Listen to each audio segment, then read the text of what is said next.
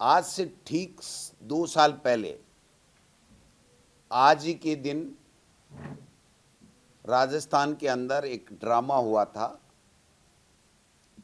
एक पर्ची से मुख्यमंत्री का जन्म हुआ था। वो खेल पूरे राजस्थान की जनता ने देखा था। आज फिर उस पर्ची ने दिल्ली से आई पर्ची पढ़ कर के फिर एक ड्रामा किया है। मैं समझता हूं कि मुख्यमंत्री जी को 2 साल हो गए, अपनी उपलब्धियां बतानी चाहिए। जो जनता से 2 साल पहले वादे किए थे देश के प्रधानमंत्री जी ने और तत्कालीन नेता प्रतिपक्ष और प्रदेश बीजेपी के अध्यक्ष ने और तमाम केंद्र के मंत्रियों ने, उनके ऊपर उनको जवाब देना चाहिए था। आज अगर हम स्वास्थ्य की बात करें तो जो 25 लाख का इलाज फ्री मिलता था आज वो 5 लाख का मिल रहा है। जो दुर्घटना बीमा 10 लाख रुपए मिलता था कांग्रेस की सरकार के समय, वो आज 5 लाख मिल रहा है। दवाइयाँ घट गई हैं। पीएचसी सीएचसी हॉस्पिटलों में निःशुल्क दवाई है नहीं, जो हैं वो नकली हैं। आरजीएस एचएस दम तोड़ रहा है स्कीम। 400 से ज़्यादा प्राइवेट हॉस्पिटलों को बाहर कर दिया गया है, फार्मेसी को बाहर कर दिया गया है, सांचौर का मेडिकल कॉलेज बंद कर दिया गया है। किसान खाद के लिए लठ खा रहा है, लाठियां खा रहा है। आदमियों को लाइन में लगते तो हमने नोटबंदी के समय देखा था, लेकिन आज तो आधार कार्ड खाद के लिए लाइन में लग रहे हैं। मैंने किसी से पूछा आधार कार्ड क्यों लगा रहे हो? कि साहब हम कितनी देर खड़े रहें, 2 घंटे हो 3 घंटे हो तो खड़े रहें, 2 दिन 3 दिन का भी पता नहीं है। और आधार कार्ड की रखवाली के लिए उन्होंने आदमी मजदूरी में रख रखे हैं कि हमारे आधार कार्डों का ध्यान रखना, कोई लाइन नहीं चूक जाए। और किसानों पे लाठियां बरसा रहे हैं। गेहूं का जो बोनस देना था वो दे नहीं रहे हैं, बाजरे की खरीद करनी थी वो कर नहीं रहे हैं। जो किसान सम्मान निधि 12,000 की देने की बात कर रहे थे वो किसान सम्मान निधि दे नहीं रहे हैं। छापे पटक रहे हैं, लेकिन खाद नहीं दिला पा रहे हैं। मंत्री जी जब खाद के छापे डालने के लिए जा सकते हैं तो मंत्री जी, मुख्यमंत्री जी आज हनुमानगढ़ में टीवी में जाकर के उस किसानों के हाल क्यों नहीं पूछ रहे हैं? इनका कृषि मंत्री खुद कह रहा है कि किसानों की वाजिब समस्याएं हैं, हम हल करेंगे। हमारे तक प्रशासन ने बात पहुंचाई नहीं और मैं मुख्यमंत्री जी से बात करूंगा कि किसान की जायज़ समस्या है। इनके शिक्षा मंत्री बाबरी मस्जिद जिस दिन ढाया गया उस दिन को शौर्य दिवस मनाने के ऊपर आदेश निकालते हैं, आधे घंटे में यू टर्न लेते हैं, शिक्षकों की भर्ती के नाम पे झूठी बातें करते हैं, 1.25 लाख टीचर नहीं हैं, ट्रांसफरों में धनाधन पैसे ले रहे हैं, चलती परीक्षा में, अर्धवार्षिक की परीक्षा में प्रिंसिपलों के ट्रांसफ़र कर रहे हैं 6-6 हज़ार के। और 7 महीने से वाइस प्रिंसिपल से 4,500 प्रिंसिपल की पदोन्नति हो गई, उनको आज तक स्कूलें नहीं दी गई। एक प्रिंसिपल के पद के ऊपर 2-2 प्रिंसिपल 3,500 स्कूलों में बैठे हैं। महिलाओं के आरक्षण की बात करने वाले महिलाओं की आरक्षण के ऊपर चुप्पी साध रहे हैं। L1 और L2 की जो भर्ती निकली है 3rd ग्रेड की 7-7.5 हज़ार है, उसमें से एक पद के ऊपर 900 के आवेदन हैं। हमने 60,000 की भर्ती की थी, इन्होंने 6,000 की अब तक भर्ती नहीं की। सफाई कर्मचारी और चतुर्थ श्रेणी कर्मचारी 75,000 पदों पे 2 साल हो गए उनके डींग हाँकते हुए। लोगों के टॉन्सिल हो गए इनके बोलते बोलते, लेकिन वो भर्तियां आज तक भी नहीं हो पाई हैं। बेरोजगार परेशान हैं। और मैं समझता हूं कि इंदिरा रसोई में गरीब का जो 2 वक्त का खाना सस्ते में मिलता था 8 रुपये थाली में, उसकी संख्या कम कर दी गई है। जो फसल बीमा है उसमें फसल बीमा नहीं मिल रहा, जो हमारे समय में फूड पैकेट मिलते थे वो बंद कर दिए गरीब के।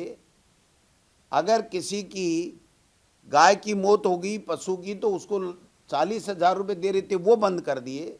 नया कोई कनेक्शन ले रहा है तो उसको 150 यूनिट की छूट नहीं है। नया कृषि कनेक्शन है तो उसको 12,000 की सालाना की छूट नहीं है। बड़ी बड़ी डींगे हाँकने वाले लोग ये कहते हैं कि हमने ईआरसीपी का प्रोजेक्ट लेकर के आए। ईआरसीपी को राष्ट्रीय परियोजना की बात इन्हीं के प्रधानमंत्री के मुंह से कही गई थी, नाम बदल दिया, लेकिन एक फूटी कौड़ी केंद्र ने नहीं दी। मुख्यमंत्री जी को आज बताना चाहिए था कि केंद्र की सरकार ने ईआरसीपी को राष्ट्रीय परियोजना क्यों नहीं दी और केंद्र ने कितना रुपया इस बजट के ऊपर दिया। जो 14,000 करोड़ रुपए हमारे समय में काम स्वीकृत होकर 80% काम हो गया था, उनका निरीक्षण तो मुख्यमंत्री जी ने किया, लेकिन जो आगे स्वीकृतियां निकाली उसमें मैं आरोप लगाना चाहता हूं मुख्यमंत्री जी पे। आपने मैनेज करके केवल और केवल ईआरसीपी का शेष जो ठेका था वो केवल अडानी की फर्म को दिया है, इसके अलावा किसी को नहीं दिया। पर्ची दिल्ली से आई कि अडानी हमारा मित्र है, उसको देना है, आपने अडानी को वो ठेका दिया, इसके अलावा किसी का कोई नहीं किया और उसका काम भी अभी तक कोई शुरू नहीं हुआ है। यमुना जल की बात कर रहे हैं, मुख्यमंत्री जी का बयान पढ़ लीजिए। राजस्थान की विधानसभा में उन्होंने कहा था कि 4 महीने के अंदर हमारी यमुना जल की शेखावाटी के लिए डीपीआर बन जाएगी। 24 महीने हो गए। 10 दिन पहले भाषण में कहा डीपीआर बन चुकी है, मुख्यमंत्री जी का बयान है। आज की प्रेस कॉन्फ्रेंस में उन्होंने कहा तैयारी चल रही है बनने की।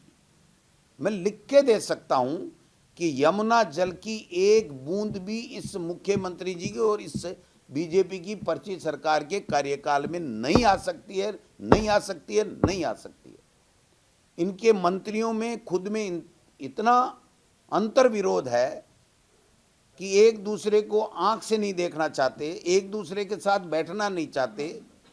मुख्यमंत्री जी से कोई मंत्री मिलकर के संतुष्ट नहीं हो पा रहा है। 40 दौरे हो गए मुख्यमंत्री जी के दिल्ली के, एक फूटी कोड़ी राजस्थान के लिए लेकर के आए नहीं हैं। जितना दुपट्टा प्रधानमंत्री और मोदी जी को और अमित शाह जी को उड़ाए, उसके पैसे भी अगर ये दिल्ली से वापस ले आते और जो एयरक्राफ्ट लेकर के जाते हैं उसका पैसा जितना भी अगर ये बजट लेकर के आते तो कोई बात समझ में आती। तो ये केवल हवाई बातें करना, राइजिंग राजस्थान, फलाना राजस्थान, जमीनों की बंदरबांट कर रहे हैं, अफसर मजे लूट रहे हैं, मंत्री अपने ऐसे की नहीं मानता, ऐसी मंत्री की नहीं मानता, कलेक्टर इनके फोन नहीं उठाते। कभी मुख्यमंत्री पूरी सार्वजनिक कैबिनेट की मीटिंग में मंत्रियों की फीत उतारते हैं। मंत्री बाहर आके कहते हैं कि कल हमारे पीछे पीछे घूमते थे और आज हम पे रोब गांठते हैं। इनके सीएमओ से, इनके सीएमआर से पर्चियां आती हैं गलत कामों की, वो हम नहीं करते, इसलिए हमारी कैबिनेट के अंदर बेइज्जती करते हैं। ये सामंजस्य मनोहर लाल खट्टर जी इनके प्रमुख, प्रधानमंत्री जी तो आए नहीं, उनको पता था मैं क्या भाषण दूंगा, मेरी झूठ सुन सुन के बोर हो गए हैं देश के लोग और प्रदेश के लोग। तो खट्टर साहब इनके आए और खट्टर साहब जब भाषण देने लगे तो मुख्यमंत्री उठ के चले गए। दिया कुमारी जी को बुलाया नहीं तो फिर नाराज होकर चली गई, तो फिर बुलाया गया। खिरोड़ी जी के रोजाना आप ड्रामा देख ही रहे हो किस तरीके से, क्या वो तो यहाँ तक कह चुके कि 7 करोड़ की रोजाना की बजरी चोरी होती है। आज तक मुख्यमंत्री ने कोई जवाब नहीं दिया। अब वो चुप कैसे हो गए मंत्री जी, मेरे समझ से परे है। 1-2 साल के, 1.5 साल के अंदर रिटायरमेंट की बातें कर रहे हैं। क्यों भाई, जनता ने आपको चुना है, आपने मंत्री की शपथ ली है, आपकी ड्यूटी बनती है कि आप प्रदेश के लोगों की सेवा करें, उनके लोगों के जायज काम करें। आज शिक्षा मंत्री जी, हमने 1100 से ज़्यादा शिक्षकों को जो है दिया था, इनाम दिया था, उनका चयन किया था पुरस्कार के लिए। आज केवल और केवल 100 के अंदर शिक्षकों का चयन किया है, और जो चयन किया है उसमें भी आरएसएस के लोगों को कि ये तो भाई साहब हैं, ये तो भाई साहब की पर्ची आई है, इसको तो करना ही पड़ेगा। नियमों को तार तार करके उनको किया गया है। टेंडरों का भ्रष्टाचार आम बात हो गई है। आपने देखा होगा मीडिया के माध्यम से बच्चों को लेब नहीं मिल रहे हैं, क्योंकि उस टेंडर में मंत्री जी का इंटरेस्ट अलग है और अधिकारियों का इंटरेस्ट अलग है और सीएमओ का इन दोनों से अलग है। तो मेरे समझ से बाहर आ रहा है कि ये भ्रष्टाचार मिटाने की बात करने वाले भ्रष्टाचार के आकंठ में डूब गए हैं। इनका कोई गवर्नेंस नहीं है।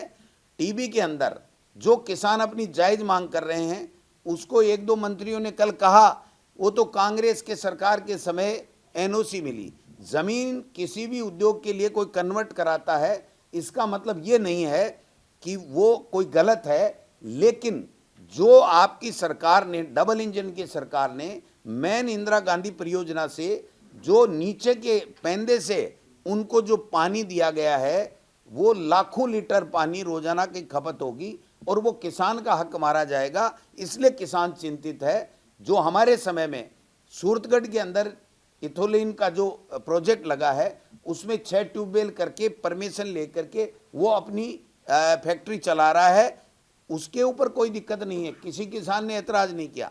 किसानों ने इसके ऊपर ऐतराज किया कि इंदिरा गांधी नहर परियोजना का पानी जो किसान का हक था, आपने नीचे से इसको पानी कैसे दिया। उनकी अगर बात सुनकर के इसका समाधान कर देते तो मैं समझता हूं कि इतनी बड़ी बात नहीं होती। आज सैकड़ों किसानों के ऊपर मुकदमे दर्ज करा दिए, आए दिन अपराध हो रहे हैं। एसएमएस जैसे में आईसीयू में आग लग जाती है, इनके कोई फर्क नहीं पड़ता। 25-25 लोग अवैध कट के चक्कर के अंदर टैंकर से मौत हो गई, इनके कोई फर्क नहीं पड़ता। आए दिन भ्रष्टाचार में लोग पकड़े जा रहे, इनके कोई फर्क नहीं पड़ता। जिनको अनुमति देनी है भ्रष्टाचार खत्म करने की बातें करते हैं, उस पर कुछ कर नहीं रहे। आप मुझे बताइए, ये जल जीवन मिशन की बातें करने वाले लोग आज 2 साल से सोए क्यों पड़े हैं।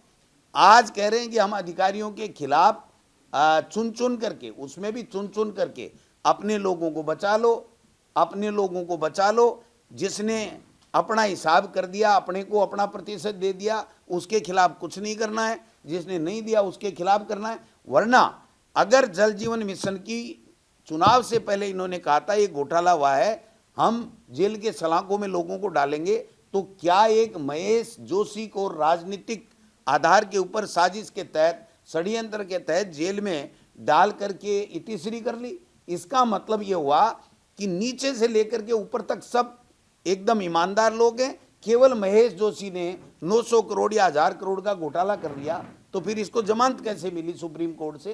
तो मैं कहना चाहता हूं, इनकी कथनी और करनी में फर्क है। इनमें कोई सामंजस्य नहीं है, कोई विजन नहीं है, कोई इनके पास में योजना नहीं है। बजट पेश करते हैं, एलिवेटेड रोड जयपुर की बात करते हैं, और उसके बाद में इन्हीं का वित्त विभाग, इन्हीं की सरकार ये कहती है कि ये गैर जरूरी है, इसकी जरूरत नहीं है, इनको हम लोग इससे बजट से, घोषणा से खत्म करते हैं। ये कहते हैं हमने सड़कें बना दी। मैं लिख के दे रहा हूं, जो कांग्रेस सरकार के समय जो सड़कें स्वीकृत हुई थी, आज तक उनका पेमेंट नहीं हुआ, वो सड़कें भी पूरी नहीं हुई। ये कहाँ के सड़क नेटवर्क की बात कर रहे हैं। सड़कें टूटी पड़ी हैं। बिजली का जो हाल है वो आपको पता होगा कि जो एक्सेस बिजली जो हिस्सा होता है स्टेट का, वो हमारे समय में ये नहीं देते थे, आज इनको हिस्सा मिलने लग गया। फिर भी हमारे समय में जो किसान को बिजली मिलती थी वो 6 घंटे 100% मिलती थी, इन्होंने 4 घंटे किसान के लिए बिजली कर दी। और ये वाई लूटने की बात कर रहे हैं। ये कह रहे हैं मुख्यमंत्री जी कि हम इतनी सब्सिडी देते हैं। वो तो सभी देते हैं ना, आप क्या देते हो। आपने कहा हमने ये कर दिया, हमने वो कर दिया। आपने गरीब का जो गेहूं मिलता था ना, जो शाम को भूखा नहीं सोए, इसके लिए उन बीपीएल के लोगों के भी आपने नाम काटने का काम किया है। और अब कह रहे हैं हम गिव अप कर दिया। गिव अप नहीं किया, आपने जानबूझ करके चिन्हित कर करके उनके नाम काटे हैं, जिससे वो महरूम हो जाए शाम के निवाले के लिए, रोटी के लिए। ये स्थितियां बनी हुई हैं। आप किसी भी सेक्टर को ले लीजिए, इन्होंने कोई काम नहीं किया। कहते हैं 73% तो वादे ही पूरे कर दिए।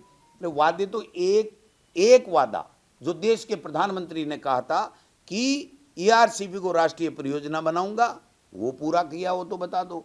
दूसरा आपने वादा किया था प्रधानमंत्री जी ने कि हरियाणा के बराबर मैं राजस्थान का पेट्रोल सरकार आते ही 1 महीने में कर दूंगा, वो आप बता दीजिए। किसान को गेहूं में बोनस की बात की थी, किसान सम्मान निधि की 12,000 की बात की थी, वो बता दीजिए। देश के प्रधानमंत्री ने कहा था कि हम योजनाएं बंद नहीं करेंगे। आपने खाद्य पैकेट की योजना, जनहितैषी योजना को बंद कर दिया, आपने मुख्यमंत्री चिरंजीवी योजना को बंद कर दिया, आपने मोबाइल बंद कर दिए गरीब को मिलने वाले, जो महिलाएं योजनाओं का लाभ लेती है और अपने बच्चों से, आपने विदेशों में गरीब के जो बच्चे जा रहे थे उनकी स्कॉलरशिप को बंद कर दिया। नाम चेंज कर दो, कोई फर्क नहीं पड़ता, लेकिन उसका क्राइटेरिया चेंज कर दिया। आज भिखारी बन करके वहां पर भीख मांग करके वो जो बच्चे चले गए वो वहां पर अपना पढ़ाई जारी रखे हुए हैं और आगे जाने का मतलब नहीं। सारी योजनाएं बंद हैं। आप किसी भी स्कूलें बंद कर दो, स्कूलें बंद कर दो। 1 करोड़ का 98 लाख समथिंग था जब मैं शिक्षा मंत्री था, आज 67 लाख भी नहीं है। और जो ये नामांकन घटा है ये एक मंत्री जी की और इस सरकार की जो गलत नीति है उसके कारण से घटा है। मंत्री जी ने आरटी एक्ट में संशोधन किया कि 6 साल के बच्चे को जो प्रवेश मिलता है अब 5 साल के को ये 6 साल, 1 साल बढ़ा करके 6 साल को मिलेगा। तो इस साल एक भी बच्चा फर्स्ट में नहीं आ सका, क्योंकि आप बताइए कि जब 5 वाले का 6 कर दिया तो 5 वाला एडमिशन लेता तो वो तो 6 का होगा तब एडमिशन लेगा, अब घटा करके उसको वापस कर दिया। क्यों? कि इनको आदर्श विद्या मंदिर आरएसएस की स्कूलें चलानी थी, उसमें बच्चे खत्म हो गए, वो जो खंडर हो गए भवन, और वहां पर कबूतर बोलते हैं, इसलिए यहां से बच्चा निकले और आरएसएस की पाठशाला आदर्श विद्या मंदिर में जाए। ये जो खेला कर रहे हैं, मैं दावे के साथ कहता हूं कि मुख्यमंत्री जी आ जाएं, अल्बर्ट हॉल के सामने बैठ जाएं, अपनी 2 साल की हिसाब ले लें, हम हमारा शुरू के 12 महीने का ले लेंगे और शुरू के 12 महीने में 2 साल की तुलना कर लेंगे तो कह रहे 5 साल, जो 5 साल में करना था कर दिया, तो फिर पर्ची बदल जानी चाहिए। अब आपने तो कर दिया, अब क्या करोगे? 5 साल हमने किया वो तो कर दिया। इसलिए ये बातें करना, इसका कोई मतलब नहीं है। काली भाई भील योजना की स्कूटी की बात हो, जंग लग रहा है नहीं बांटेंगे, जंग लग रहा है नहीं बांटेंगे। झालावाड़ में 7 बच्चे मर गए, आज तक भवन नहीं बना। हाई कोर्ट ने इनको लताड़ लगाई कि स्कूलों के अंदर आप कब तक मरम्मत करोगे ये बताइए, वरना अपने प्रमुख शासन सचिव को यहां पर हाजिर किया जाए। 16,000 करोड़ रुपए लगेंगे, इनके पास कोई प्रोजेक्ट नहीं है, कोई बिल नहीं है। दिलावर साहब लिख रहे हैं एमएलए कोटा दे दो, एमएलए कोटा दे दो, एमएलए कोटा दे दो। एमएलए का अपना अधिकार है, कानून से मिला हुआ है, वो अपने विधानसभा क्षेत्र में अपने हिसाब से खर्च करेगा। मदन दिलावर जी की चिट्ठी से 1 रुपया नहीं करता। गोविंद डोटासरा ने सबसे पहले पहल की थी, मैंने 50 लाख रुपए एक दिन में स्वीकृत किए थे, जो भी मेरे यहाँ मरम्मत थी। तो एमएलए तो स्वयं विवेक से अपने आप करेगा अपने विधानसभा क्षेत्र में, मदन दिलावर कैसे लिख सकता है? फिर भी आज तक भी मुख्यमंत्री एमएलए कोटे के लिए रिक्वेस्ट करते रहे। कोई प्राकृतिक आपदा आ जाती है, तो जैसे कोरोना हमारे समय में आ गया था, तो एक रिक्वेस्ट की थी, उसमें लगाया नहीं लगाया वो अलग बात है। पेयजल का संकट आ जाता है तो मुख्यमंत्री आग्रह करता है, लेकिन अगर 24 मंत्री हैं, 24 कहेंगे कि भाई हमारे को कोटा दे दो, हमारे को, तो तुम 500 करोड़ दे रहे हो कि एमएलए को? 5 करोड़ तो फुल्ली दे रहे हो, वो भी दे नहीं रहे हो। सैंक्शन निकलने के बाद में काम पूरा होने के ऊपर आप शेष बजट जारी कर रहे हो और आप बड़ी बड़ी बातें कर रहे हो। यहाँ है घोषणा। और मुख्यमंत्री जी, मैं आपको रिक्वेस्ट करना चाहता हूँ, मीडिया को आप बुद्धू मत समझिए, मीडिया को कमजोर मत समझिए, मीडिया को मूर्ख मत समझिए। मीडिया बहुत समझदार है, मीडिया पढ़े लिखे लोग हैं, वो लोगों की बात करने के लिए आते हैं। आप जब प्रेस कॉन्फ्रेंस करते हो तो आपको सवाल लेने चाहिए। मीडिया को यही मोदी वाली स्टाइल चला दी आपने भी। अमित शाह और मोदी जैसे ईडी, इनकम टैक्स, सीबीआई का दुरुपयोग करके सबको चुप रखते हैं और मीडिया लोगों को। मैंने सुना है कि एक ने छाप दिया, कल की इनकी हालत ये थी, तो उसको तो अपने ग्रुप से ही वो पारुल कौन थे, उनको ग्रुप से ही हटा दिया। आप बताइए, तो आपके ग्रुप से हटने से वो कोई उसकी पत्रकारिता खत्म थोड़ी हो गई? उसका जो इंटेलिजेंस ये है, उसकी जो पत्रकारिता है, उस पर आप सवाल उठा रहे हो, ये गलत बात है। किसी भी पत्रकार की पत्रकारिता पर सवाल उठाने का आपको राइट नहीं है। और मैंने यहाँ तक भी सुना है कि ऐड दे करके ये चाहते हैं कि हमारे खिलाफ कोई बात छपे ही नहीं, और विशेषकर मुख्यमंत्री जी के खिलाफ तो छपे ही नहीं। तो फिर मुख्यमंत्री क्यों बने हो? पहले कभी नहीं छपती थी, कभी भजनलाल जी का हमने तो नाम ही नहीं सुना 15 साल से। 3 बार एमएलए बन गए थे, अब अचानक सुना कि पर्ची खुल गई, मुख्यमंत्री जी बन गए। तो हमें भी ठीक है, पूरे प्रदेश के मुख्यमंत्री है, हमें किसी को कोई दिक्कत नहीं है। लेकिन सवाल ये है कि आपने इस राजस्थान का बेड़ा गर्क कर दिया, भ्रष्टाचार में नंबर 1 है। दिसंबर बाद में इनकी बजट की स्थिति यह है कि दिसंबर बाद में कर्मचारियों को वेतन नहीं मिलेगा, ये स्थिति इन्होंने इस राजस्थान में कर दी। और अपराध आप देख रहे हो, कुचामण में रंगदारी के चक्कर में मार दिया, रोजाना धमकी मिल रही है, कभी 5 करोड़, कभी 2 करोड़, कभी 3 करोड़, कभी किसी को मार रहे हैं, कभी किसी को मार रहे हैं। आप कर क्या रहे हो? आप प्रदेश के गृह मंत्री भी हो, आपने कभी सोचा इस बात के लिए? कभी विपक्ष को आपने विश्वास में लिया कि भाई कौन सी योजना में क्या कमी है, क्या नहीं कमी है? ये बड़ी बड़ी बातें करते हैं। मुख्यमंत्री जी का भाषण है विधानसभा का, मैं सबको साथ लेके चलता हूं, प्रतिपक्ष को भी साथ लेके चलता हूं। मेरे लक्ष्मणगढ़ में 11 करोड़ रुपए स्वीकृत हो गए थे मिनी सेक्रेटरीट के, आज तक बजट नहीं दिया। 8 करोड़ रुपए स्वीकृत है, स्वीकृति की, वित्तीय स्वीकृति की चिट्ठी है। उसके बाद में 8 करोड़ रुपए स्काउट आवासीय विद्यालय, आज 70 बच्चे पूरे प्रदेश के बढ़ रहे हैं, उसमें लक्ष्मणगढ़ के तो 3 ही है। शिक्षा मंत्री के पास 14 बार फाइल गई है, चर्चा करें, चर्चा करें, चर्चा करें, और लास्ट में कहा इसको निरस्त करें। 67 बच्चे ही हैं पूरे प्रदेश के, 100 बच्चे वहां पर 10वीं तक की है, 10वीं का टॉप का रिजल्ट रहा है, सारे बच्चे फर्स्ट डिवीजन आए। उस विद्यालय को बंद करना चाह रहे हो। 5 करोड़ रुपए नगर पालिका का भवन था, उसको आप आज तक बजट नहीं दे रहे हो। ये तो मैं 2-3 बातें बता रहा हूं। सीकर में वकीलों का जो मिनी सेक्रेटरीट बन गया, वहां पर जुडिशियल का पूरा कोर्ट बन गया, लेकिन वकीलों के लिए 80 करोड़ रुपए बैठने के लिए चेंबर के दिए, वो आज तक पैसे नहीं दिए। तो वो वकील क्या सिरकी बंद हो जाएंगे? क्या वहां पर टेंट लगा के बैठेंगे? आप पैसा किसी को देते नहीं हो, भाषण देते हो लंबे लंबे। तो मैं कहना चाहता हूं प्रदेश के लोगों को कि ये लोग बाग कुछ नहीं करेंगे, ये दिल्ली हाजिरी देंगे और दिल्ली से जो पर्ची आएगी वो पढ़ देंगे। इनसे प्रदेश के विकास की बात करना, किसान की, मजदूर की, नौजवान की, बेरोजगार की समस्याओं का समाधान करना, इनसे कभी कोई आशा नहीं की जा सकती। इनके जहन में भी ये बात नहीं है, ये मैं बात कहना चाहता हूँ। क्या आप 2 साल के कामकाज को लेकर खुली बहस की चुनौती दे रहे हैं? 100%। इनको जो सबसे प्रिय जो सब्जेक्ट है, विभाग है, उसके ऊपर बात कर लेंगे। ये तय कर लें कि जनता से सीधे जुड़े हुए 5 डिपार्टमेंट ले लें, बिजली ले लें, पानी इनका, ये जल जीवन मिशन इनका बहुत, मार्च 2024 में खत्म हो रहा था, इन्होंने डेट बढ़ा दी। इनको ये पूछो कि आप इसको भ्रष्टाचार भ्रष्टाचार करके उस बात को, मेन मुद्दे को ले जा रहे हो। हमारे समय में कितने कनेक्शन हुए, कितना इंफ्रास्ट्रक्चर डेवलप हुआ पानी के लिए, और आपने इस 2 साल में क्या किया, वो रिजल्ट आप बताइए। पेमेंट नहीं हो रहा है ठेकेदारों का, 2 महीने काम करता है, पेमेंट अटक जाता है, 12 महीने छोड़ के चला जाता है, फिर थोड़ा बहुत टुकड़ा डालते हैं, फिर उसके बाद में होता है। ये स्थिति है इनकी। और कोई बात वो तो नहीं ले पाए, मैं तो लेने को तैयार हूं क्वेश्चन। हाँ, बीजेपी के मंत्रियों ने प्रेस कॉन्फ्रेंस की और कहा कि हनुमाननगर का पूरा मामला हुआ, इसमें जो एमओयू हुआ वो आपके कार्यकाल काय का एमओयू? जो शुरुआत में जो राइजिंग राजस्थान के समय जो परमिशन दी गई, कांग्रेस के नहीं, आप बताइए कि फैक्ट्री लगाए कोई दिक्कत नहीं, वहाँ विवाद किस बात का है? एक विवाद तो है कि इंदिरा गांधी नहर परियोजना के मेन मोगे से उसको पानी क्यों दिया गया, ये हमने नहीं दिया।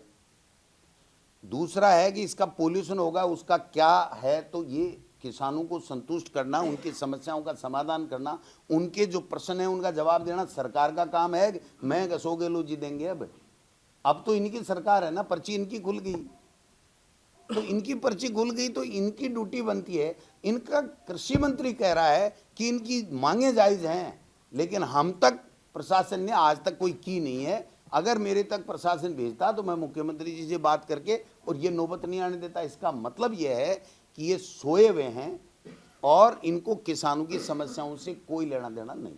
सरकार की तरफ से ये भी कहा गया कि हनुमानगढ़ का जो वायलेंस है वो कांग्रेस स्पॉन्सर्ड है। कैसे हुआ कांग्रेस स्पॉन्सर्ड? किसान, वो इतने लोग कांग्रेस लेकर के आई है, किसानों ने आंदोलन किया, जायज आंदोलन है। कांग्रेस का धर्म बनता है कि किसान के साथ में खड़े हों, कल भी थे, आज भी हैं, आगे भी रहेंगे जायज बात के लिए।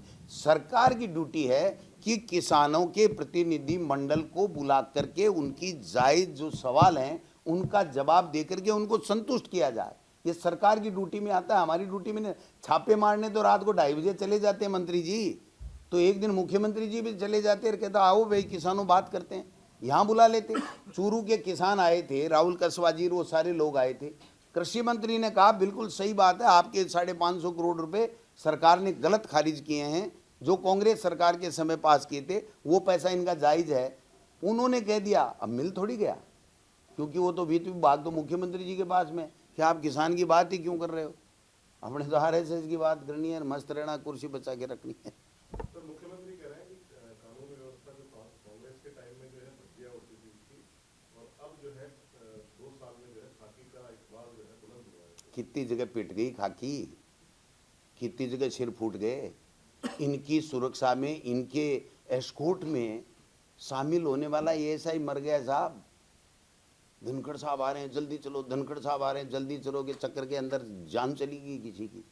अब वो धनखड़ साहब भी नहीं रहे, वो तो आदमी तो वापस आना नहीं है। तो इनकी अगर एक एक पोल खोलोगे ना, अभी विधानसभा सत्र आ रहा है, बात करेंगे, इनकी पोल खोलोगे तो ये बिल्कुल इनको एक्सपोज हो जाएंगे ये, कि ये कुछ नहीं कर रहे हैं। ये केवल और केवल धर्म की आड़ में बरगलाना, झूठ बोलना, भ्रमित करना, भाषण देना, जोर जोर से बोलना, मगरमच्छ पकड़ लेंगे, मगरमच्छ पकड़ लेंगे, खुद खा खा के मगरमच्छ हो रहे हैं। वो कोई बात। तो लॉ एंड ऑर्डर को लेके अभी कुछ आंकड़े भी आए थे कि जो है कुछ पॉजिटिव आंकड़े भी थे कि पहले से कम हुआ है 2023 यार बजरी माफिया रोजाना पुलिस को पीट रहा है, लोगों को पीट रहा है, गरीबों को पीट रहा है, और खुलेआम 8 करोड़ की प्रतिदिन की इनका मंत्री कह रहा है। उसका जवाब तो बताओ, कोई जवाब है क्या इनके पास में? इतनी फैक्ट्रियों को पकड़ा, उसका क्या हुआ? ये कालाबाजारी क्यों हो रही है खाद की? मुख्यमंत्री जी ने कभी सोचा? रोजाना समीक्षा बैठक, खुद की समीक्षा तो कर लो एक बार, कि ये पर्ची सही थी, क्या हुआ, कैसे हुआ, क्या नहीं हुआ, मुझे क्या करना नहीं करना। 2 साल बाद में तो भाई साहब जो साक्षर नहीं होता है ना, वो भी किताब पढ़ने लग जाता है। 2 साल हो गए, अभी तो वही पर्ची पढ़ने का सिस्टम है। आप बताओ, आपसे एक दिन भी खुले, जैसे हमने या अशोक गहलोत जी ने या दूसरे कोई बात करते हैं, वैसे कोई सवाल लेके बात करते हैं क्या? बता दो मुझे, एक दिन बता दो। कृषि मंत्री दावा कर रहे हैं कि प्रदेश में यूरिया की कोई क्राइसिस नहीं है। आपके पास नहीं है तो बीजेपी के नेताओं के पास में जो ब्लैक कर रहे हैं उनके पास में नहीं है। आम किसान आधार कार्ड लाइन में क्यों लगाए? उनके लठ क्यों खाए वो खाद के चक्कर में? उसका जवाब दो ना। आपके पास तो बहुत है, हमें ही पता है। हम तो बार बार कह रहे हैं ना कि वो जो छापे वापे मारे ना, तब वो फैक्ट्री वालों ने बेचारों ने कहा यार ये छापे तो ले ला के बीजेपी के नाम से ब्लैक मार्केटिंग कर ली उन्होंने, और अब 3 गुने पैसे में दे रहे हैं और मिल नहीं रहा है। आप देखो ना, उन्हीं से पूछ लो कि ये आधार कार्ड लाइन में क्यों लगे हुए हैं, ये बता दो बस, हम तो संतुष्ट हो जाएंगे, कोई दिक्कत नहीं। तो डॉक्टर साहब, विधानसभा सत्र भी शुरू होने वाला है। अभी जो आपने इतनी सारी बातें बताई, क्या विधानसभा सत्र में भी कुछ इस तरह की बातें होंगी? 100%, इससे भी 4 गुना ज़्यादा पूरा एक्सपोज कर देंगे इनको। ये 2 साल की इतनी बड़ी बातें कर रहे हैं, ये गवर्नेंस की, ये ईमानदारी की, ये 73% वादे पूरे करने की, है ना, और जो कोई वित्तीय संकट नहीं है, वो सारी चीज़ें हम लोग एक एक करके इनको बता देंगे।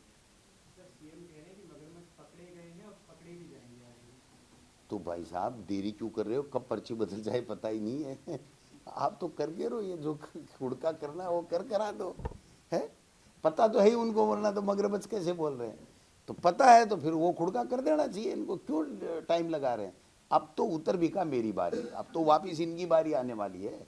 2.5 साल बाद में, 6 महीने बाद में इनका उतरार चालू हो जाता है। 1-1.5 बजे बाद में जो छाया है वो इधर के बजाय इधर आ जाती है, सूर्यास्त होने लग जाता है। तो उसके बाद में तो जो तेज धूप का आप इंतजार ही नहीं कर सकते, 2 बजे बाद में तो ढलती है, तेज कम होती है धूप। तो इनका जो तेज था वो तेज तो 2 साल तो चला गया, 6 महीने की बात है, उसके बाद में तो बात करेंगे।